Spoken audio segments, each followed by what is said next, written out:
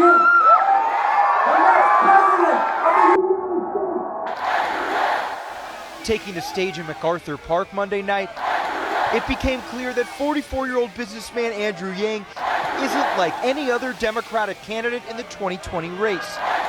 And that's something his supporters say will help him beat Trump.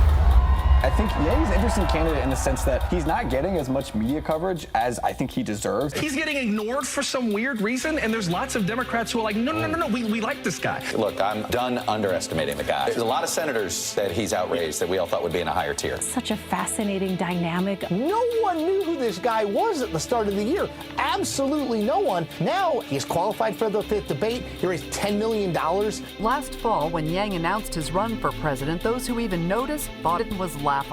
But with Yang raising millions, packing rallies, polling among the top 10, and qualifying for every debate, no one's laughing at Yang's candidacy anymore. The main reason I'm running to try and solve the biggest problems of our time, I genuinely didn't think I had 5 to 10 years climbing the ladder to wait. Politicians are not up to the task of actually solving the challenges of the 21st century because most of them barely understand the challenges of the 21st century. The numbers say that you have a 50-50 chance of doing better than your parents if you're born in the 90s. And that was 93% if you were born in the 40s or 50s. So the American dream is dying by the numbers, and Americans know it.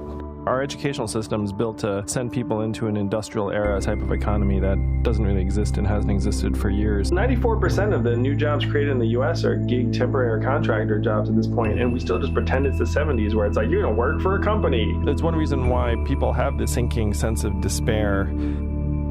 There are a lot of Americans who've lost faith in our government in DC to solve the problems that they're experiencing in their lives. I think most politicians have been sold on the fact the American people don't want to hear hard truths, and I think that's wrong. They want solutions, not happy sound bites. We need to catch politics up to the true problems of this era. It's going to take a campaign like mine that's an outsider campaign, a non-politician, completely funded by the people, $26 a pop, actually shaking things up and saying, look, we can do things differently. I started this campaign because I knew the machinery was weak. I knew the institutions were on their last legs, but it's even worse than I thought. This is a revolution of humanity. The revolution of reason. This is we're tired of the infighting, the nonsense, the solutions that will not touch our lives. Instead, we're going to bring it back to us, bring the power back to us, make things start working for us. Then it's time for this country to take back our government, am I right? It's like a game of rock, paper, scissors. And if Donald Trump's the scissors, I'm the fucking rock.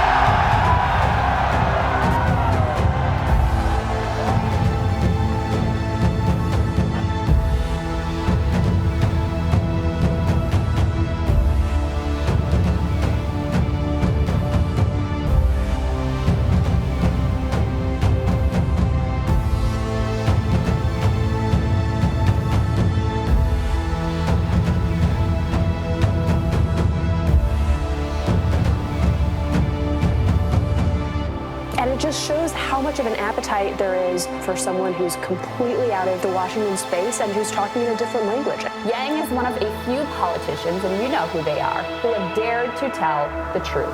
And it turns out the American people are ready to hear it. The picture that the data paints is quite clear and dark and dystopian. And our politicians don't have a real interest in flipping the rock over and seeing what's underneath.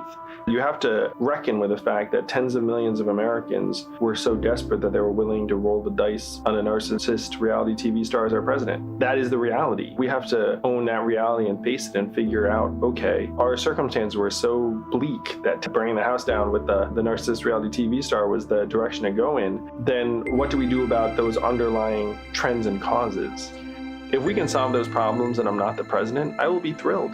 We need to evolve to an economy that actually works for us, for human beings. Now we're on right now a path to self-destruction, really, because if your GDP is going up and your life expectancy is going down, that's not the ride you want to be on. Unfortunately, our political conversations have degenerated. We need to actually start looking at the problems on the ground. Everyone senses I'm not ideological.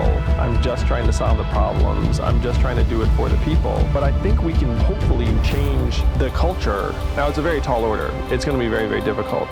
But I think we can do it if enough of us get together and say, look, we're sick and tired of politics as usual, and we're willing to take a chance on the Asian man who wants to give everyone money.